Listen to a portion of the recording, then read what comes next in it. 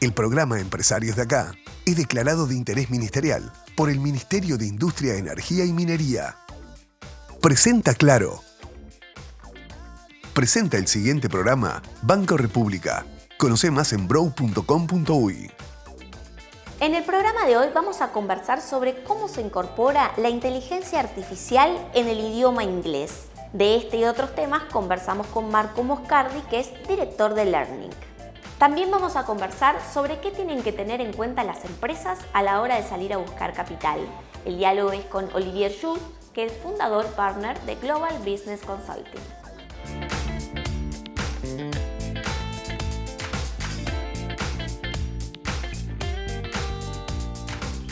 Bien, como lo anunciamos al inicio del programa, vamos a recibir a Marco Moscardi, director de Learning. Bueno, muchas gracias por estar aquí nuevamente en Empresarios de Acá. Gracias a vos por tenerme ya por segunda vez. No, bueno, esta vez llegué en hora. It's a pleasure. Thank you for having me. Bueno, vamos a hablar sobre qué está pasando con el inglés, ¿no? Siempre es interesante hacer una puesta a punto, ¿no? De cómo las empresas están capacitando a sus empleados en inglés y el grado de interés que esto suscita, ¿no? Sí, sin dudas. Y hay algunas industrias que tienen un crecimiento sostenido y eso también hace que la demanda de...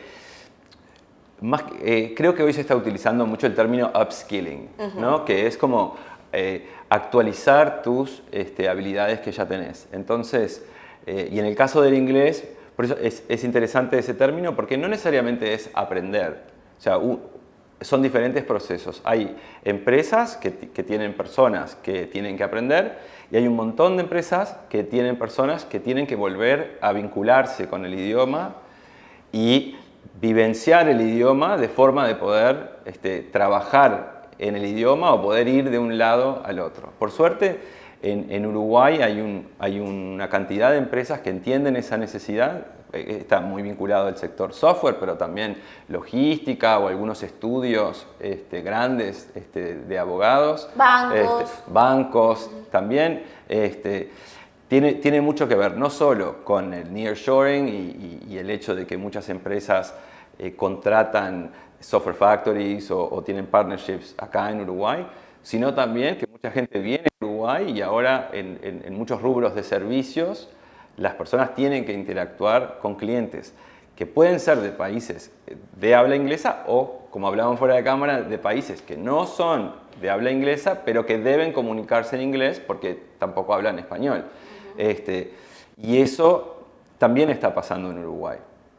Es un fenómeno súper interesante. También en Uruguay, históricamente ha habido diferentes tipos de apoyos a la capacitación en general, o sea, no solo idiomas, a través ya sea de entidades como Uruguay 21 o INEFOP. INEFOP este año largó un plan piloto muy bueno, muy interesante, que se llama Plan Nacional de Idiomas, donde hay una serie de instituciones que somos partners o que presentamos nuestras propuestas y fueron avaladas y para algunas capacitaciones puntuales, que permite a las compañías tener ese primer impulso como para tomar la decisión de capacitar, ¿no? La capacitación en idiomas o cualquier tipo de capacitación dentro del marco del upskilling nunca son a muy corto plazo. Entonces es entendible y es importante acompañar a las compañías a tomar esa decisión importante que van a tomar, porque va a haber un cambio interno importante y quienes tenemos empresas sabemos que los recursos no siempre o casi siempre son limitados. Entonces, en Uruguay se da un entorno favorable o de estos últimos años sobre todo, a tomar la decisión de dar esa capacitación. Y algo interesante que me parece traer a la conversación es que no solo a nivel de empresas, ¿no? Digo, los profesionales, quienes están mirando de repente del otro lado a la hora de decir, bueno, necesito actualizar mi nivel de inglés, tengo una conferencia, tengo que preparar un proyecto y tengo algunos conocimientos, pero claro, digamos que la capacitación tradicional no apunta a eso. Lo hablo desde la experiencia personal, ¿no? que tuve una formación tradicional en inglés y que claro, y a la hora después de enfrentarme a ciertas cuestiones, uno no tiene miedo, ¿no? Tiene miedo a hacer el ridículo, tiene miedo de no acordarse, es como esto necesita un poco de aceite claro. Cuando se oxida, ¿no? Exactamente, exactamente. Y no es tomar un curso desde el inicio. No, exactamente. Hay un montón de profesionales, y sobre todo los profesionales que han tenido exposición al idioma en diferentes formatos, ya sea porque pudieron acceder a una educación con inglés o bilingüe, o porque fueron a los institutos tradicionales que hubieron en Uruguay, que han hecho un muy buen trabajo en ese sentido. Pero después, como todo tu contexto está en español, nosotros llamamos el L1 y L2, ¿no? L2 siendo el inglés, también el cerebro como va poniendo las cosas en los lugares donde tiene que acceder más rápido. Entonces, hay personas que pueden sentir o que tienen un nivel de inglés, pero como no tienen exposición, el enfrentarse a la idea de una capacitación es un poco extraño, porque vos decís, no, yo estudié toda la vida, no necesito aprender, pero en realidad, frente a una situación en inglés, me bloqueo. Hay un concepto que se llama el filtro afectivo, ¿no? Eso de que te tomás una caipirinha y hablas portugués, eso tiene mucho que ver. Me pasa, claro, voy 2 segundos al chui y... Exactamente, a todos nos pasa, ¿no? El baurú y la caipirinha y hablas portugués. Pero es esa bajada de ansiedad, te la da la exposición. Entonces, un poco el proceso que hablábamos que a ti te está pasando es no necesariamente estás aprendiendo de cero porque tenés una base, sino que empezás a refrescar algunos conocimientos y eso te impulsa a vincularte con el idioma en el día a día y entonces en el momento de enfrentar una situación estás mucho más confiado en lo que estás haciendo, porque el inglés es una parte presente en tu vida y eso es importante poder mantenerse en eso. Y para las instituciones como nosotros somos una escuela digital, también es importante poder generar contenidos para ese tipo de necesidad. Y eso es una de las razones, una de las tantas razones por la cual Learninc ha iniciado hace unos años un proceso de dejar de contratar ciertos contenidos más estandarizados para diseñar sus propios contenidos, porque justamente necesitamos machear las necesidades de las personas con los contenidos que se ofrecen, ¿no? O sea, antes tú querías estudiar y sí o sí tenés que hacer un curso o un curso de conversación. Y los cursos de conversación son interesantes, pero pueden tender a la fosilización de los errores.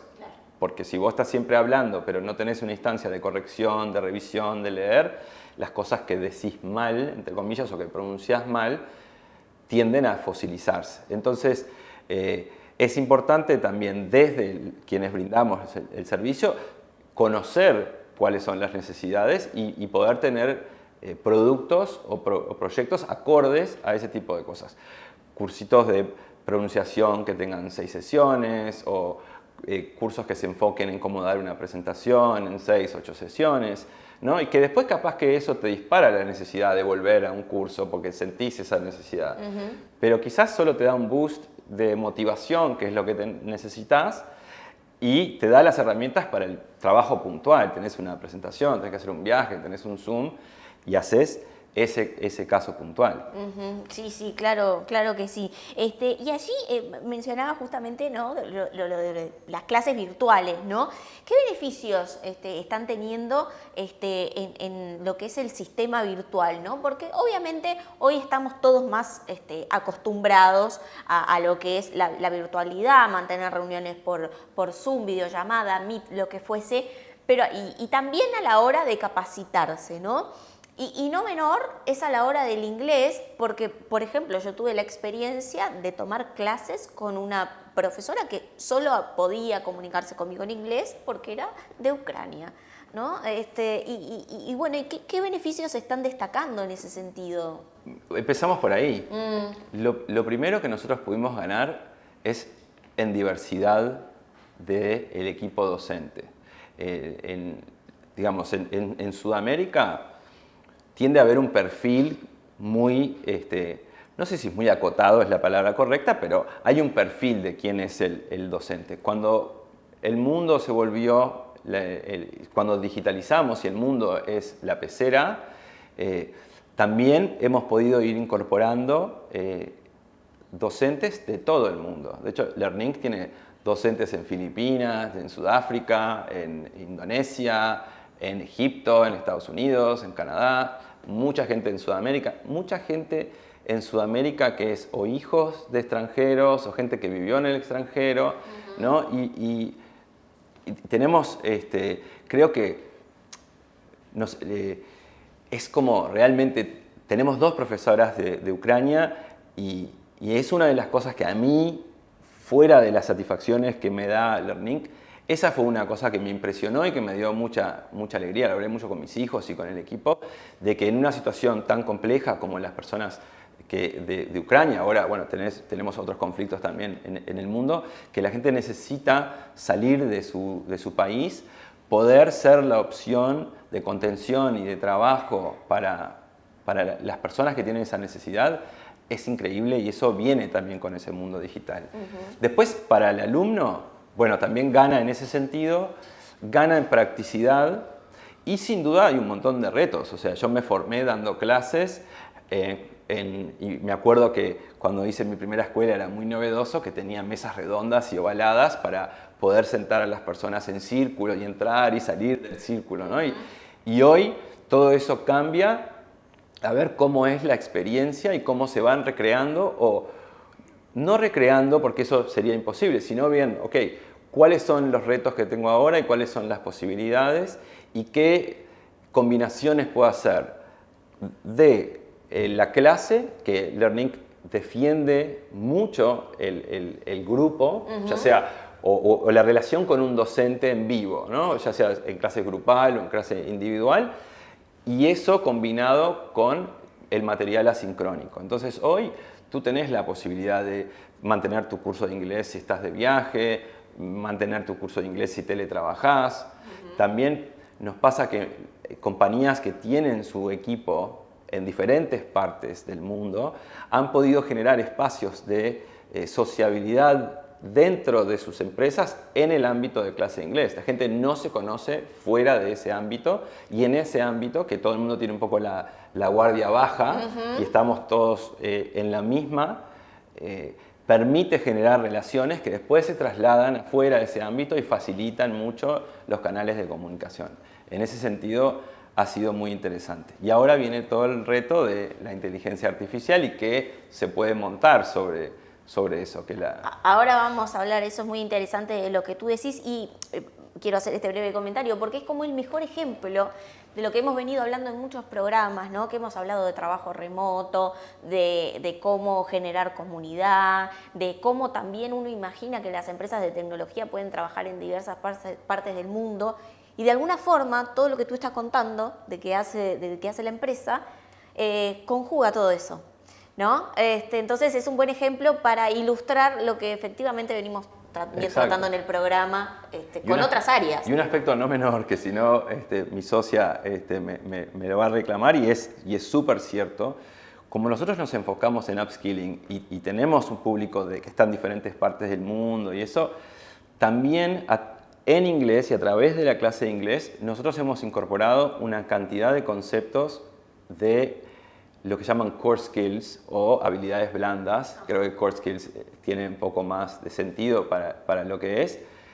y que es aprender a relacionarnos, aprender a manejar el tiempo, aprender a interactuar con otros, aprender a ser flexibles, ¿no? Hay una cantidad de cosas también que están sucediendo en paralelo porque son vitales para el tipo de trabajo y realidad actual, porque es tan cambiante también la dinámica que si vos tenés la habilidad de saber relacionarte, ser flexible y podés hablar más de un idioma, hay un montón de cambios que podés hacer o pivotear muy rápido que son habilidades esenciales para los trabajos del futuro. O sea, es el idioma, pero es el idioma también en combinación con una cantidad de cosas.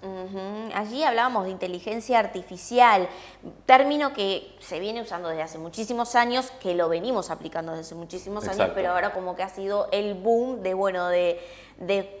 tras ChatGPT y demás, de empezar a explicar un poco más y exponerlo. Allí, ¿cómo se incorpora en lo que es el idioma inglés? Bueno, como vos decías, la inteligencia artificial, yo no soy un experto, pero la venimos usando de diferentes formas desde hace mucho tiempo, ¿no? El hecho de que si tú no vas a clase, mi plataforma te manda un mail y te dice, che, no fuiste a clase, repasamos esto, es en parte. Yo creo que GPT lo hizo como muy popular.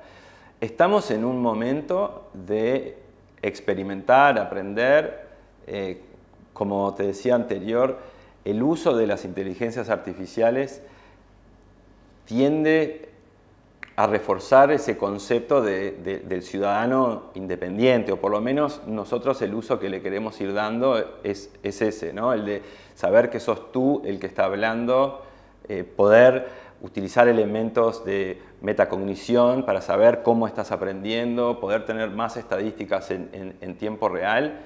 Hay un montón de cosas que tampoco sabemos exactamente cuál va a ser el resultado final, porque hay muchas de estas cosas como con GPT, etcétera, que son súper nuevas.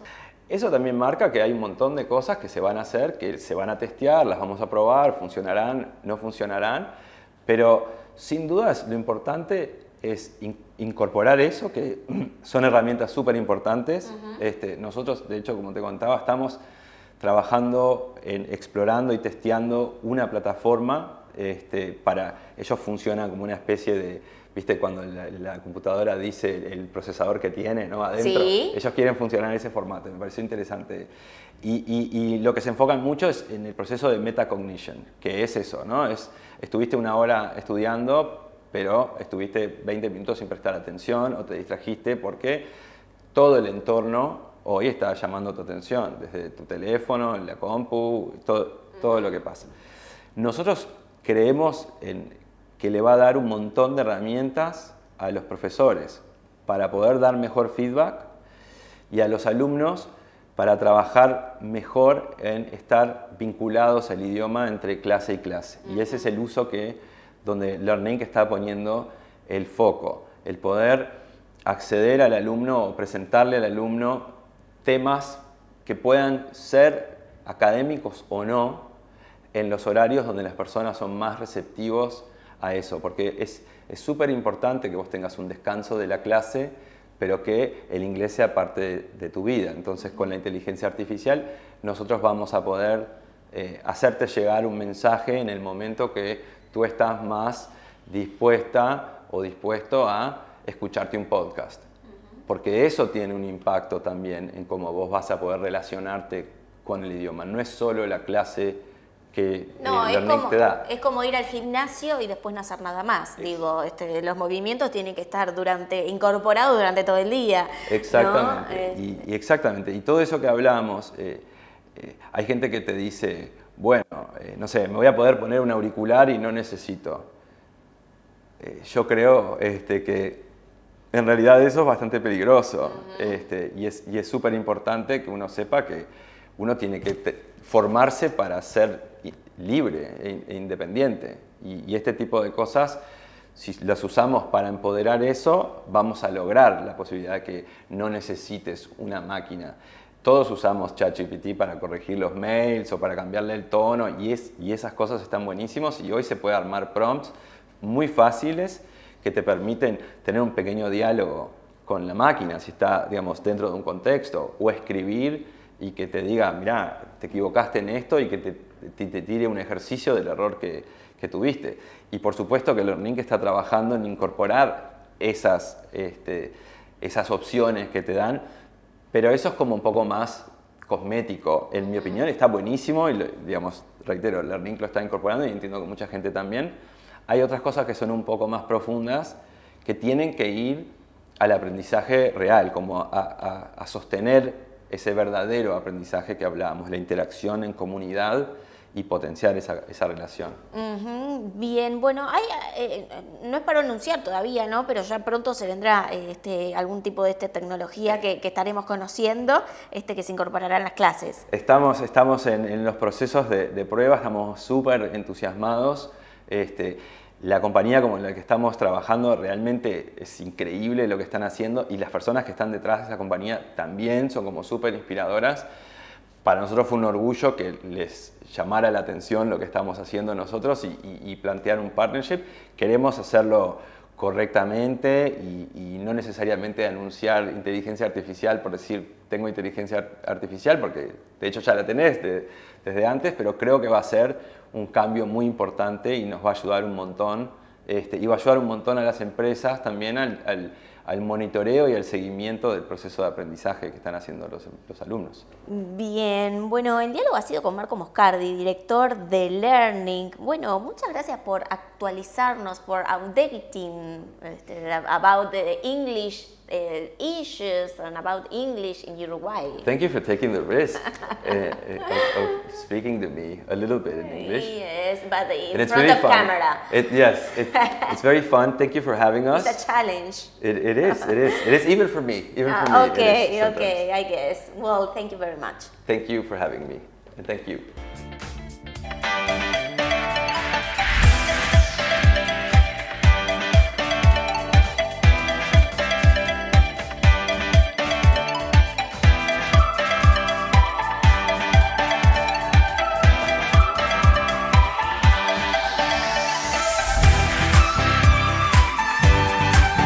Betel, única cadena de centros de estética y spa del Uruguay.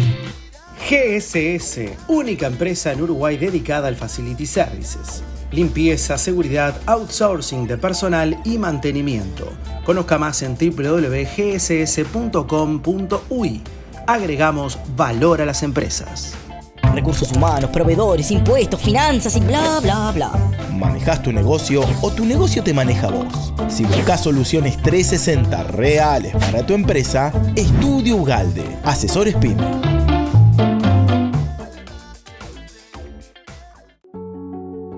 Desde los orígenes de Mazars, nuestro compromiso y atención es lo que siempre nos ha caracterizado. Es lo que nos distingue, lo que nos hace destacar. Mazars.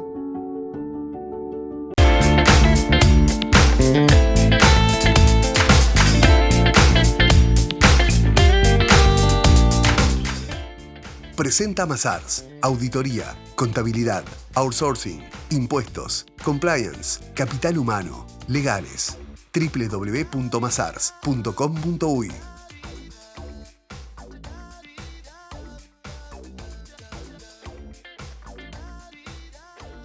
Bien, segundo bloque de empresarios de acá y lo anunciamos. Vamos a hablar de inversiones en las empresas, de cuando las empresas salen a buscar capital, inversores. Y no se me ocurrió mejor idea que llamar a Olivier Jules, que es fundador y partner de Global Business Consulting. Bueno, Olivier, muchas gracias por estar aquí en Empresarios de Acá. Muchas gracias por invitarme. Es correcto, yo soy abogado y si bien trabajamos mucho con derecho corporativo, asesoramiento de empresas, tenemos una impronta fuerte en la parte de tecnología, especialmente en lo que es ecosistema emprendedor, que son quienes salen mayormente a buscar inversores. Los ayudamos tanto a inversores a revisar compañías en las que quieren invertir, como a las compañías a prepararse para salir a buscar inversión. ¿Por qué? Porque hay una cantidad de aspectos. ¿Viste cuando salen a buscar una inversión? Sí. Enamorar a un inversor tiene un componente muy grande, muy subjetivo, que es el emprendedor, es que realmente venda su idea y que logre que el inversor se suba al barco con él y diga yo creo que esto va a andar y yo quiero participar de esto. Pero hay toda una serie de elementos que son elementos objetivos que tienen que estar. Entonces, si vos vas a salir a buscar, el elemento subjetivo no lo podés manejar, pero el objetivo que es tener la empresa bien armada, tener cubiertas todos esos aspectos formales, legales, digamos, para en esa parte por lo menos ir bien. Lo subjetivo lo tendrás o no lo tendrás, serás mejor o peor vendedor, pero que por lo menos la cáscara, el armazón, tenerlo bien armado. Y eso es lo que nosotros hacemos ayudando a las compañías cuando salen a buscar inversores. Por eso, mi idea era un poco comentarte algunos aspectos a tener en cuenta cuando van a salir a buscar un inversor, cosas que son como básicas que tienen que tener presente. Bien, entonces, ahí esos aspectos, ¿no?, que tiene que tener una empresa a la hora de salir a buscar un inversor, capital, digamos, ¿en qué se marcan, ¿no? ¿Qué es lo que hay que mirar? Lo primero que yo como abogado de inversores voy a ir a mirar en una empresa, lo que me voy a preguntar es qué tipo societario tiene. Te cuento, una cosa que pasa muy frecuentemente, tenés 3 amigos, dicen, che, tenemos un proyecto, arrancan, les va bien, viene alguien un día, me gusta lo que hacen, los quiero contratar. Les contrato el servicio, me facturan mensualmente. Pero nosotros no tenemos facturas. Bueno, ¿y qué hacemos? ¿De dónde se saca una factura? Y ahí es donde caen en el mismo error de siempre. ¿Qué es lo más barato? Una sociedad anónima sale caro, y lo otro. Ponemos una unipersonal. Ponemos una unipersonal, uno de los 3. Después resulta que la unipersonal es solamente de esa persona. Una unipersonal no se representa en títulos su capital, con el cual no se puede invertir en una unipersonal. No se puede vender en una unipersonal. Yo me encuentro todo el tiempo con compañías que empiezan desde ese lugar de qué es lo más fácil, terminan muriendo en ese lugar. Entonces, ¿qué hacer? Ir a averiguar antes qué opciones tienen de sociedades, qué estructuras societarias tienen para encaminar su proyecto, que dependerá del tipo de proyecto, sea una sociedad anónima, sociedad por acciones simplificada, una SRL, hay algunas variedades dentro de las cuales. Lo primero que vamos a mirar es eso, es la parte de cómo están estructurados a nivel societario. Segundo aspecto que solemos considerar con bastante importancia, especialmente porque trabajamos mucho con tecnología, es la protección de todo lo que es creación intelectual, todo lo que es propiedad intelectual. La gente enseguida piensa, bueno, pero es registrar marca, es mucho más que eso. Yo como inversor lo primero que voy a mirar es todo lo que ellos desarrollaron. Lo desarrollaron ellos, tenés ejemplos de compañías de tecnología que le encargaron, por ejemplo, el desarrollo del programa o del software a un tercero, y el día que estaban a punto de salir a bolsa, apareció un fulano diciendo, yo fui el que desarrolló eso, quiero mi parte. ¿Por qué? Porque no hicieron firmar las renuncias y las cesiones de derechos de todo el personal que contrataron. Entonces, el inversor lo que se quiere asegurar es que la compañía en la que está invirtiendo tiene debidamente protegida toda su creación. Claro. Lo otro, yo me he encontrado con compañías que están a punto de salir al mercado y nunca verificaron que el nombre que tienen o el logo que tienen no esté ya patentado por otro. He visto compañías tener que cambiar las cabeceras de toda la papelería, simplemente nunca se tomaron la molestia de revisar que no estuviera ya ese nombre patentado por otra compañía. Yo no voy a invertir en una compañía que ni siquiera tiene protegido su propio nombre. Entonces, ese tipo de cosas hay que verificarlas. Y el tercer elemento que miramos inicialmente es lo que llamamos la validación regulatoria, que lo que están haciendo esté dentro del marco de la ley.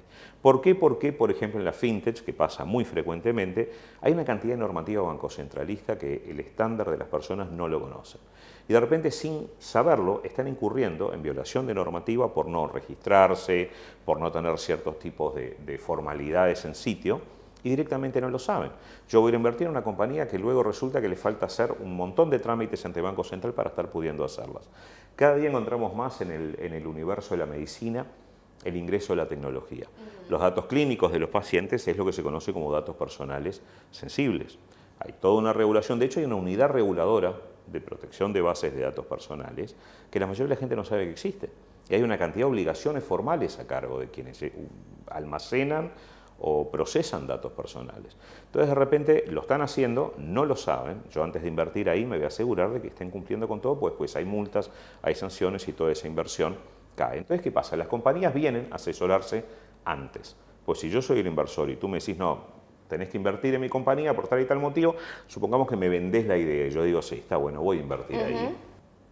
Cuando negociamos cuánto de tu capital representa mi inversión, yo voy a querer bajarle la evaluación lo más posible. ¿En qué me voy a basar? En que no tenés protegida tu propiedad intelectual, en que no tenés registradas tus marcas, en que no cumplís con la normativa, sea banco centralista, sea de bases de datos o lo que sea, o directamente que tu tipo societario tenés una unipersonal en la cual no puedo invertir, hay que empezar de cero, tenés que ir a ponerte una sociedad anónima, una SAS. Entonces, todo ese tipo de verificaciones son las que hacemos. Cuando viene una compañía y nos dice, bueno, quiero que me ayudes, Olivier, voy a salir a buscar fondos de inversión, quiero inversión para mi capital, para mi compañía, ¿qué tengo que hacer? ¿Qué tengo que tener? ¿Cuál es el mínimo necesario? Y ahí nos vamos a un checklist, de los cuales te comenté 3, hay muchísimos más para controlar. Ahí, Olivier, de los 3 ítems que presentaste como quizás los principales o representativos, o los más básicos, los más básicos, ¿cuál de esos, o si los 3, son los que hoy llaman la atención en el mercado uruguayo, ¿no? de las empresas en esa situación? En el mercado local, durante un par de años lo que hubo fue un montón. Uruguay, a nivel gubernamental, generó muchísima atracción como un polo de innovación y de tecnología. exoneraciones fiscales, una cantidad de apoyo, lo cual llevó que surgiera una cantidad de proyectos. Y te diría que hasta el año 2022 los fondos de inversión estaban realmente, vos venías con una idea y te ponían el cheque y funcionaba. Eso se fue perdiendo, o por lo menos se fue enlenteciendo, fue bajando un montón. Entonces, hoy por hoy, estas cosas que yo te comento, estos 3 puntos que te comenté, son el mínimo básico indispensable. Un fondo serio, porque viste que tenés como facciones dentro de lo que son las inversiones. Tenés Friends and Family, tenés Pre-Seed, tenés Seed, según en qué fase de la compañía. Cuando es meramente una idea, habitualmente se apoyan en amigos, familiares y lo que se llama pre-semilla. Después ya cuando tiene un poco más de semilla, después ya te vas a los inversores más institucionales. Te diría que hoy por hoy no hay ningún inversor medianamente serio que no te vaya a requerir estas cosas mínimas. Que tiene incidencia, ¿por qué? Porque si yo voy a invertir $100.000, pero de esos 100.000 se me van a ir 20 en cumplir con estas cosas, registrar las marcas, proteger la propiedad intelectual, salir a comprar una sociedad, etc. Entonces mi inversión ya como que la cuestiono un poco más y se me va a ir un 20% en simplemente poner la sociedad en condiciones. Entonces, estos son 3 elementos básicos. El principal problema que tienen hoy por hoy estas compañías es que no se asesoran a tiempo. Ellos avanzan y cuando salen a buscar capital están en -5. Entonces tienen que ahí ponerse al día y preparar su estructura como para recibir una inversión. Allí la propiedad intelectual es un poco un debe, ¿no? ¿Cómo, perdón? La propiedad intelectual es un poco un debe, ¿no? La propiedad intelectual lo que tiene es que es lo que pasa con la tecnología en todo, que la corren de atrás en todo. Te cuento, la protección de propiedad intelectual que tú tenés a nivel de tecnología, principalmente de software, y no me quiero poner muy técnico, pero básicamente no protege funcionalidades. Lo único que te protege es el código fuente. Y en realidad tú podés lograr, el código fuente es una herramienta hacia un fin. Entonces vos podés llegar al mismo fin con otro código fuente. Entonces yo protegí mi código fuente, que es la única protección que me dan, depósito legal en Biblioteca Nacional. Lo tengo protegido, pero alguien inventa una app que hace exactamente lo mismo con otro código fuente, yo no me puedo quejar, porque la funcionalidad, lo que es el objetivo final, no se puede proteger. Pero de todas maneras un inversor te lo va a pedir, te va a decir, bueno, dame como mínimo que tu software está protegido debidamente, está hecho el depósito legal para asegurarme. Pero es muy difícil, porque como no protegés funcionalidades, al final del día, proteger el código fuente no te da demasiada seguridad, pero lo tenés que tener. Allí vamos a seguir hablando a propósito de las inversiones en las empresas a la hora de salir capital. Voy a dejar una pregunta ya planteada. ¿Por qué una empresa sale efectivamente a buscar capital, inversores? Vamos a hablarlo en el próximo bloque de empresarios de acá. El diálogo es con Olivier Jules, que ¿lo dije bien? Olivier Jules, está bien. Bien, perfecto. Francés, ¿no? Francés de la frontera, en realidad, bien. De las afueras de Estrasburgo. Estamos ahí entre Francia y Alemania, por eso se escribe como alemán, pero se pronuncia como francés. Bien, un nombre, o sea, nadie se puede olvidar de este nombre en Uruguay. No, en general no. Lo conocen como Olivier. Bien, es fundador y partner de Global and Business and Consulting. Vamos a una pausa y enseguida regresamos.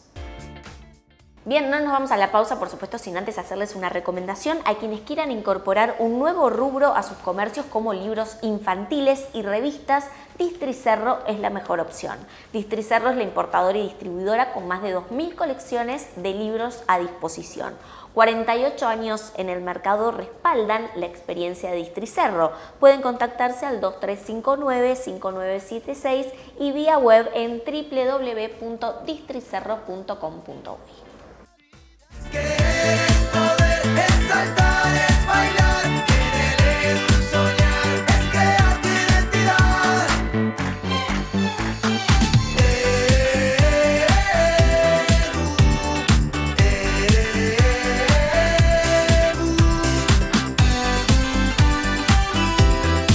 Donde nace tu identidad. Edu School, para todo el camino.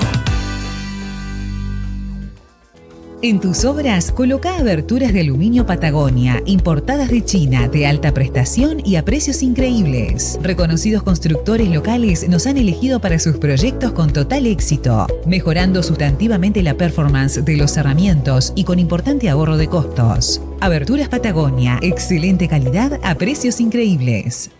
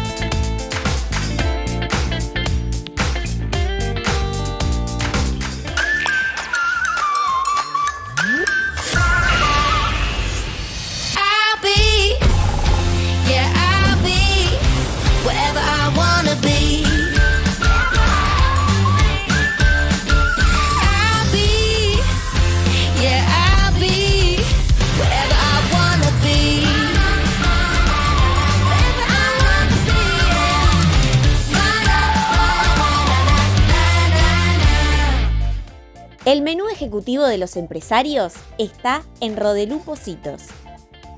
Cuando tenés una pyme hay que cuidar cada peso. Buscamos opciones y nos dimos cuenta que el Grow tiene el préstamo con la tasa más baja del mercado.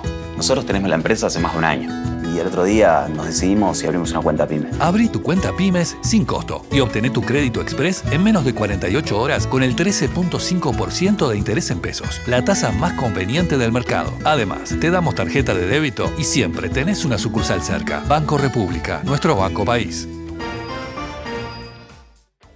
Tercer y último bloque de empresarios de acá, como siempre, agradecer a Samsung por toda la tecnología que nos provee para hacer este programa.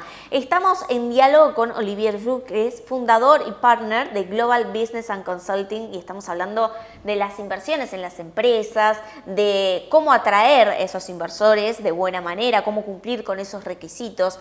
¿Por qué salen a buscar capital? En general hay como un preconcepto que las compañías que salen a buscar inversores son startups, son compañías pequeñas.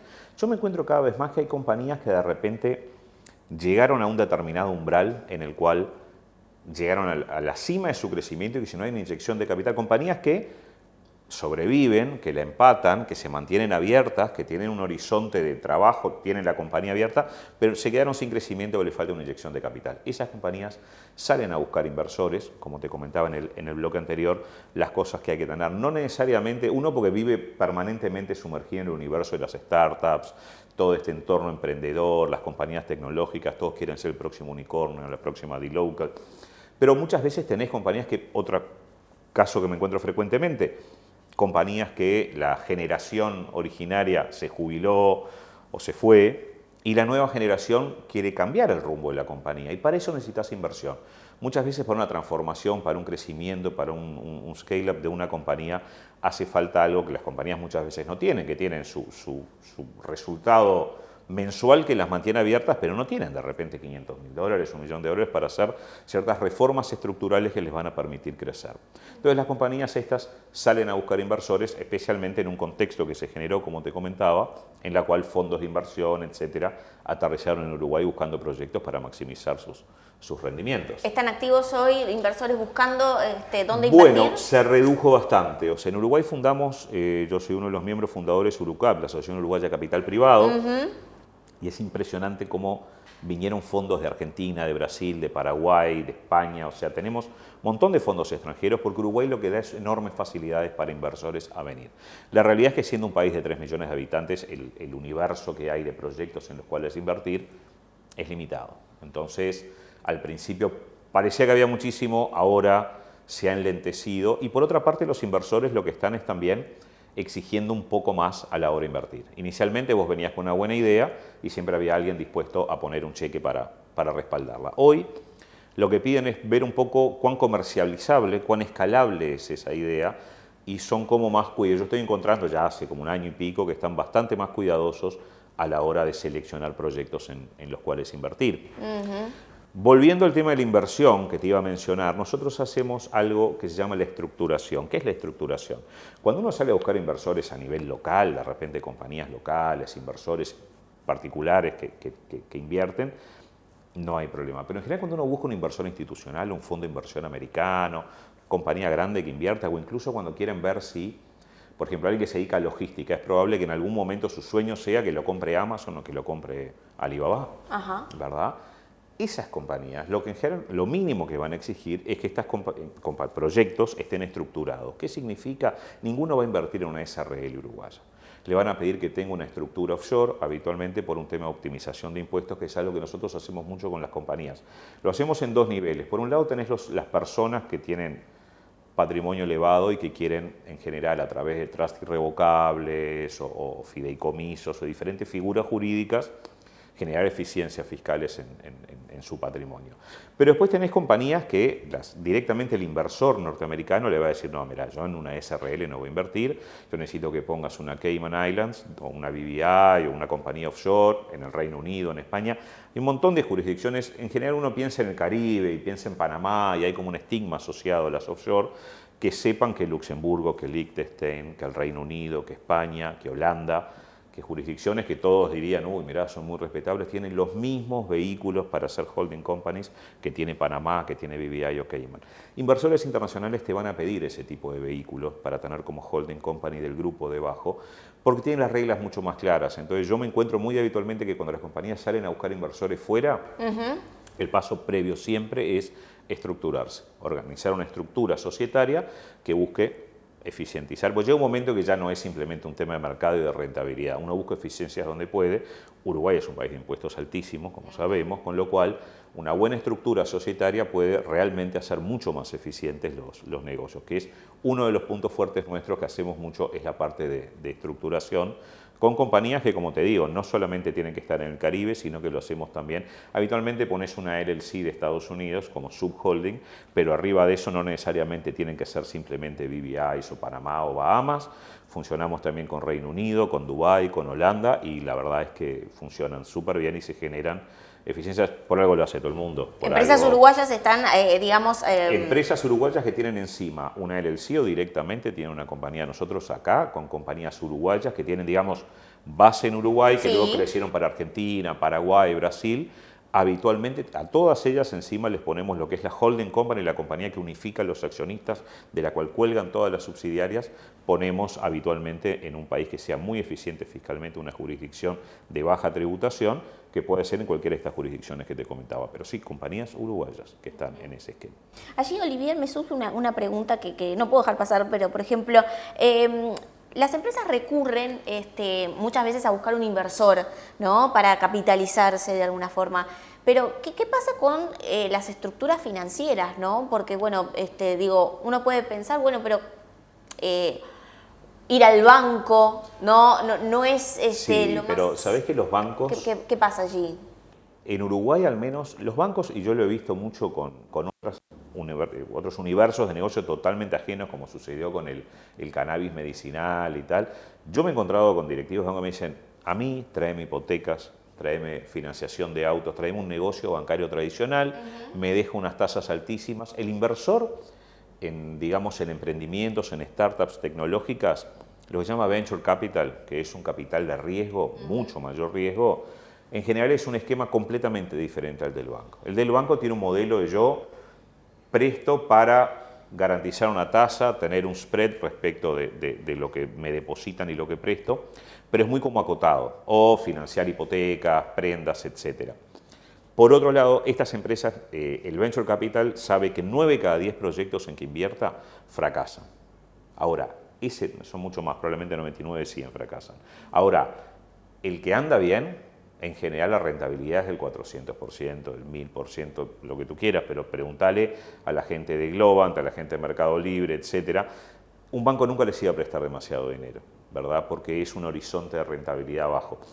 En cambio, las startups estas, cuando se venden, cuando salen a bolsa, el crecimiento es descomunal. Y eso funciona solamente con inversores que toman mucho riesgo. Por eso, en el Venture Capital en general, lo que hacen es generar fondos que son específicos para estas inversiones de riesgo, pero el financiamiento tradicional prácticamente no lo vemos en este. ¿Suele perder mucho dinero los inversores? Porque digo, es capital de riesgo, ¿no? Y uno se imagina que, bueno, que invierten y... Lo que pasa es que vos lo que haces es armar un portfolio de manera tal que vos decís, bueno, yo pongo capaz el 85% del portfolio en una inversión mucho más conservadora, con una rentabilidad mucho más baja garantizada, y de repente tomo un 15, un 10 de este fondo, y ese sí, lo pongo en proyectos, pero toda la mentalidad, hay de hecho estudios sobre lo que es la mentalidad propiamente del inversor de riesgo, de lo que es el Venture Capital, y es, no te digo una ruleta, pero prácticamente, o sea, saben que es realmente, estadísticamente baja su probabilidad. Lo que pasa es que los rendimientos,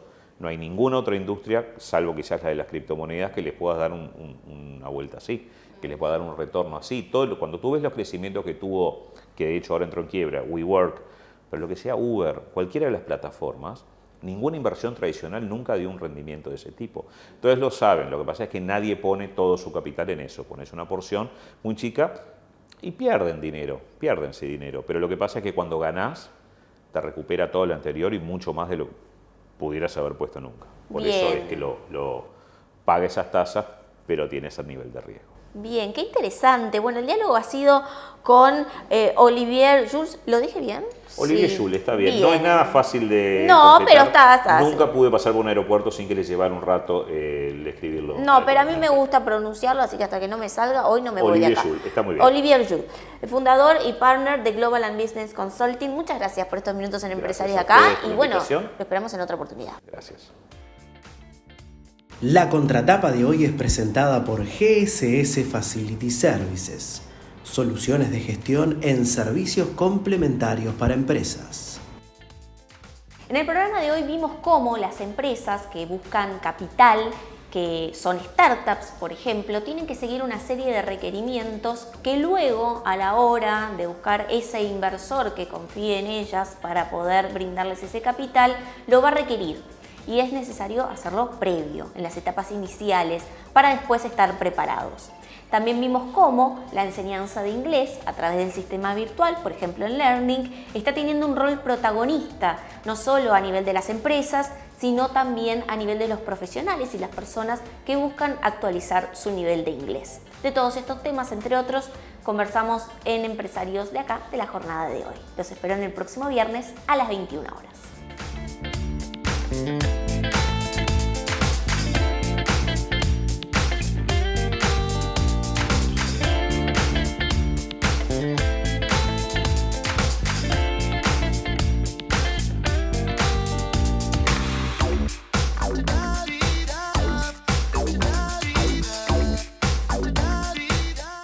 Presentó Claro. Presentó este programa Banco República.